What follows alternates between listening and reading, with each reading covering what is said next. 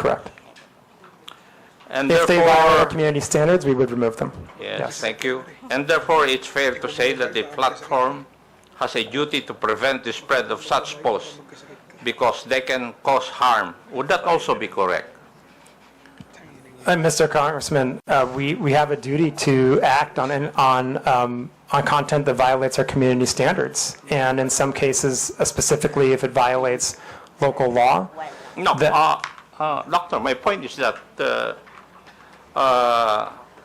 you have a duty to prevent the spread of such posts because they can cause harm. That's the gist of my question. We have a duty to remove posts that we're aware of that violate our community standards, yes. Thank you, Doctor. Now, could I say that you recognize that Meta bears some responsibility for what is shared and posted on Facebook or Instagram? Mr. Chairman, if I may. Sir, every individual user bears the ultimate responsibility for what he or she posts on our platforms. I think that it's important to underline that point. That's a given. That's a given, okay. Now, Right. what So I'm asking is whether Meta bears some responsibility for what is shared and posted on Facebook and Instagram. That's my question. Yeah, so what I would say is we absolutely... Do you?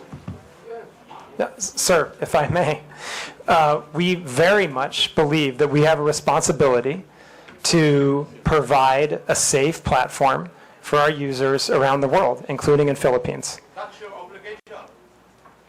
But my question is, would you bear some responsibility for what is shared and posted in your platforms? Yes or no? It's a very simple question.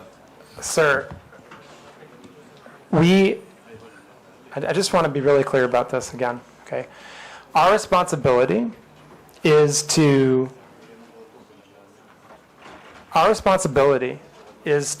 make sure that we are doing the best we can to balance between voice and safety, okay? And the ultimate responsibility, for the people, for the content posted is the people that post it. I think the doctor is evading the answer to my question. Any Tom, Dick, and Harry will say that it's answerable by yes or no. Mr. Congressman, the ultimate responsibility lies with the user who posts the content. But what I'm asking is if Meta bears some responsibility. I'm not asking whether you are the primordial entity to be responsible. No, I'm not asking that. My question is whether you bear some responsibility. Mr. Congressman, if I may, I believe I've answered the question that I think the user bears the responsibility for what they post on our platform. Now, we have a set of community standards that we do our best to uphold because we want everyone to have a positive experience on our platforms and a safe experience on our platforms. And that's what our community standards are for. That's what our fact-checking programs are for. That's why we take these hearings very seriously. That's why we have the 11 different relationships with the government agencies in the Philippines so that harmful content can be reported to us. And I think that's how we do our best, like I said, to ensure that people have a voice and the freedom of expression while also a safe experience. But as I said, I think the ultimate responsibility for content lies with the user that's posted it. Mr. Chair, the questions I would be asking would depend on the answer of Dr.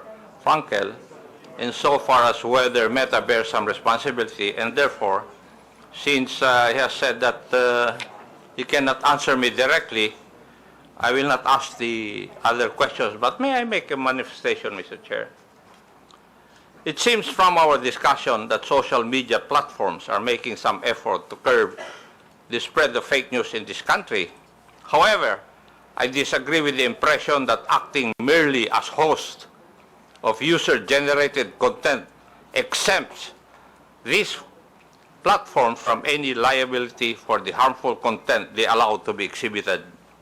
As part of our legislative duties, I think it may be time to revisit the current legal framework regarding these social media platforms, if only to incentivize them to further crack down on these types of illegal posts. Now, may I go to another issue, Mr. Chair? Yes, Mr. Chair. Regarding monetization, Doctor, can you confirm whether Facebook or Instagram allows content creators in the Philippines to earn revenue directly through the platform? Yes or no?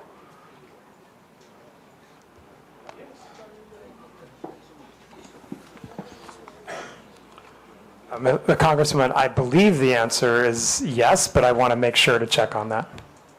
I believe we have content creators that can monetize on our platform in the Philippines, yes. Thank you. And would this mean that Facebook directly pays users upon fulfillment of certain requirements and upon reaching specific targets? Would that be correct also? I'm not familiar exactly with the modality of payment, but again, I believe, yes, we do provide content creators with the ability to monetize here. Thank you. And what are the means of earning through the meta platforms, Facebook and Instagram? I'm sorry, sir, what? What are the means of earning through the meta platforms, Facebook and Instagram? There's different ways. You can monetize your content using something we call stars. There's ways that we can have partnerships. I think there's 2 or 3 different ways that creators can monetize. Thank you. And are there specific content guidelines that monetized accounts must follow? And Yes, if so, absolutely. how are these enforced in our country or in the Philippines? Yes. Yes. Yes. So there are content guidelines. Creators, like anyone else, must abide by our community standards. Now, is there a process also for demonetizing content that is later found to be false, misleading, harmful, or otherwise violative of the community guidelines? Any user that is monetizing on our platform can be demonetized if they have repeated violations of our community standards, including repeated violations of misinformation. Yeah. Now, can you describe to this committee the revenue sharing model? How much of the ad revenue goes to Facebook and how much goes to the content creator? Sir, I honestly don't know the answer to that. I'm happy to provide that if we can take that under a question to come back to the committee. And who would be the proper authority from your group to answer that question? We can come back to you on that. There's a few questions I think that we're going to put together as part of the follow-up to this, and we can happily add that as one of them. Thank you. Now, my last question. How does Facebook ensure that creators don't exploit the algorithm by posting inflammatory or misleading content just to gain more views and earnings? Mr. Chairman, again, if I may, as you pointed out, sir, we have policies that will demonetize pages if they engage in repeated violations of our community standards, or if they engage in repeated instances of misinformation. For curiosity's sake, can you provide data available on how much content creators in the Philippines have earned through Facebook's monetization programs over the past years? Mr. Chairman, I'm sorry, I do not have that data. And who would have that? Again, we can take that question under advisement and see if we can come back with something, but that may also be subject to privacy, and so I would have to see what the exact question is and see if we can come back to you on that. Thank you. Thank you, Mr. Chair.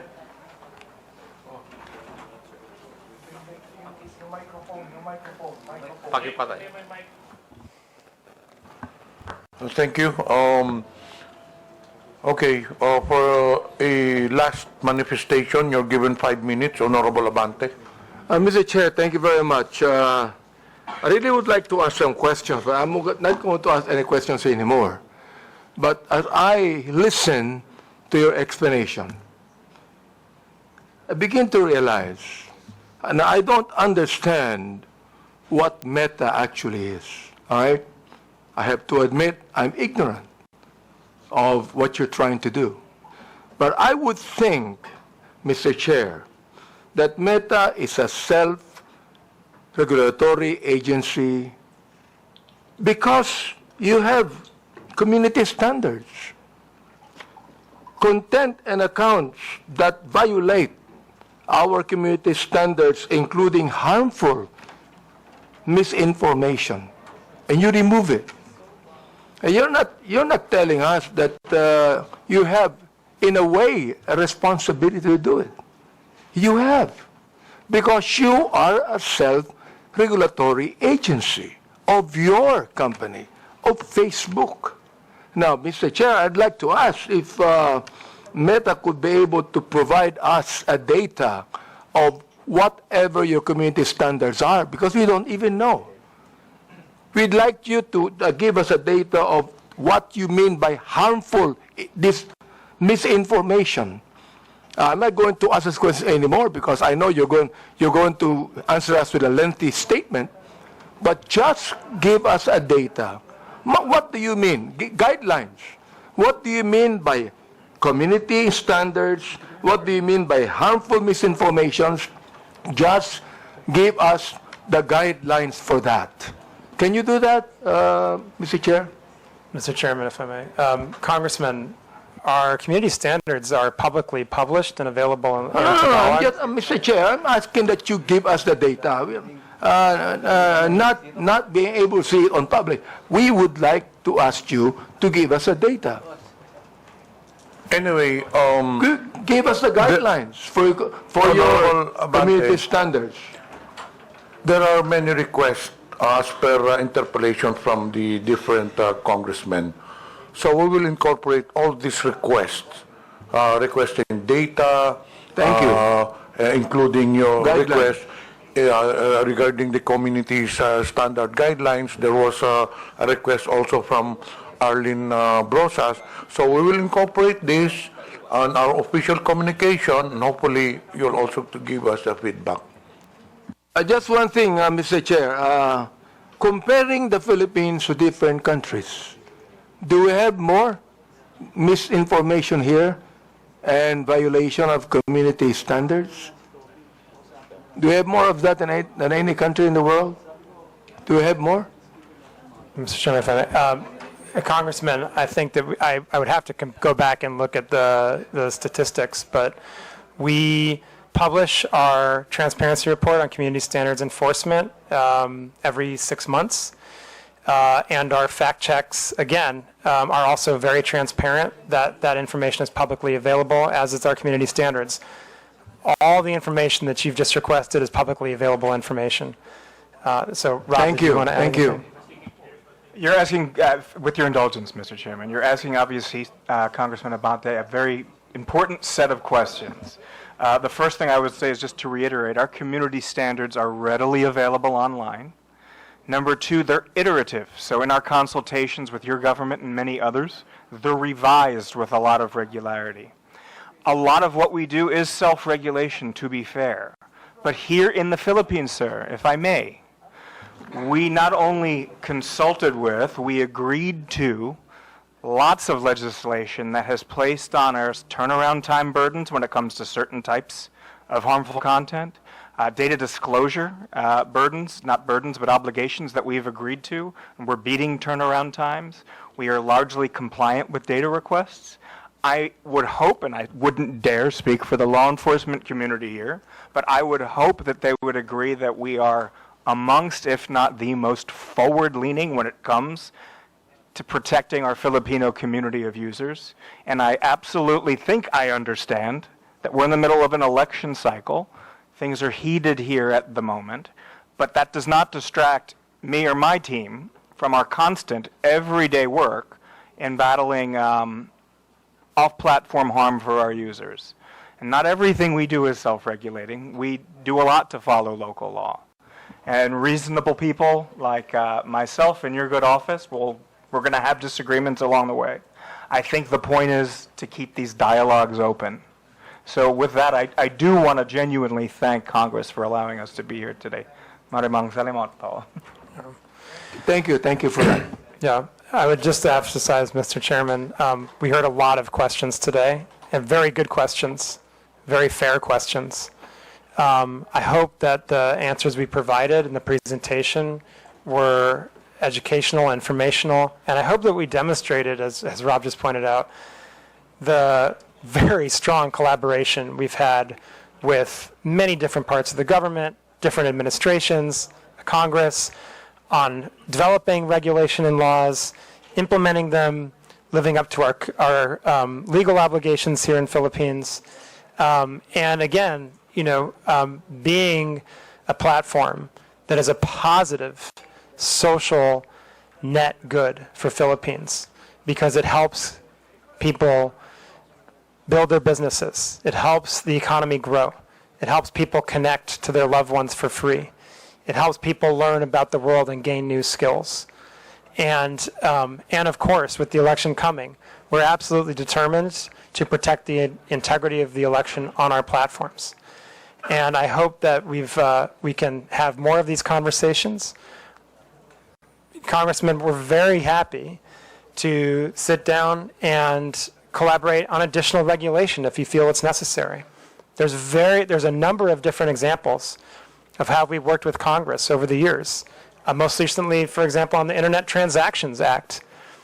There's also the digital VAT. I mean, these are just two very recent examples of collaborations we've had on law and regulation here in the Philippines with Congress and with the administration, and absolutely happy to continue that. And I do hope, as Rob said, that our responsiveness to the government and Filipino community's concerns has come out clearly today, and we remain very determined to be a great partner to the people, businesses, and the government of Philippines in the future. And thank you so much for the opportunity, Mr. Chairman, to present this today and to speak to the committee and the people of the Philippines. Mr. Chair, thank you for your statement, Dr. Frankel and Mr. Abrams. This is the very reason why we have this hearing, so we could be able to craft laws about what is happening right now. I'm so glad you said that you be compliant to every legal thing we have in this country. And thank you very much for that. And Mr. Chair, I'd like to assure Dr. Frankel that Mr. Abrams that we will, in my own capacity, talk to you about many of these things. Thank you very much. Actually, we still have many questions to Meta, but unfortunately, because of time constraints, we cannot do so. So in behalf of the committee, Dr. Frankel, Mr. Abrams, we would like to thank you for attending the hearing. You are now excused. It's already 1 p.m. You go direct to the airport. You might miss your flight. Thank you very much. Thank you, Mr. Chairman. Thank you, committee. The Chair acknowledges the presence of Senior Deputy Speaker Aurelio Dong Gonzales, Honorable Ernesto Junicio Jr., and present online, Honorable Arjo Ataide, Honorable Jonathan Flores.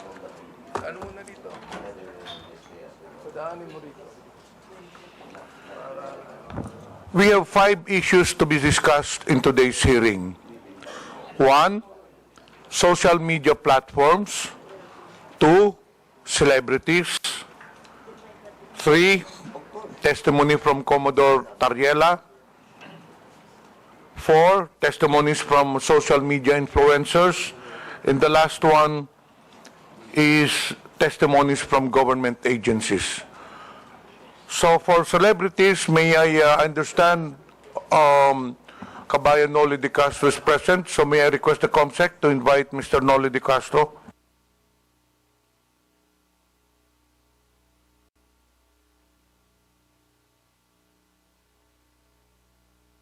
COMSEC, pwedeng maimbita natin si Mr. Noli de Castro so that we will have an orderly hearing and a smooth flow of discussion. We will tackle the issues as mentioned earlier by the chair one by one.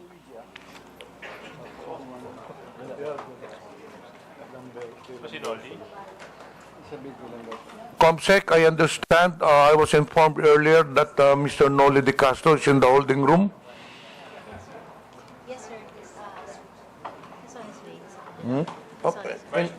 Can we invite them?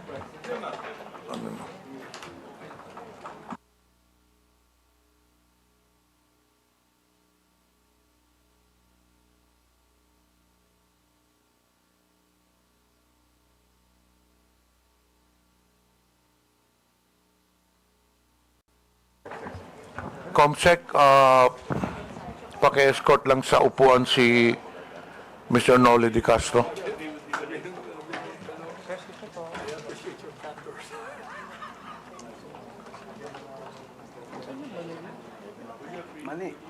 Thank you,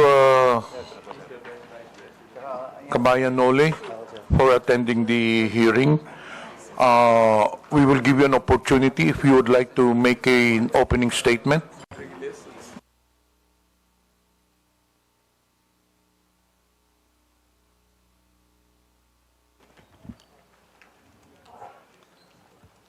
Good afternoon po, Mr. Chairman, and mga membro ng committee, at ang ating mga invited guest.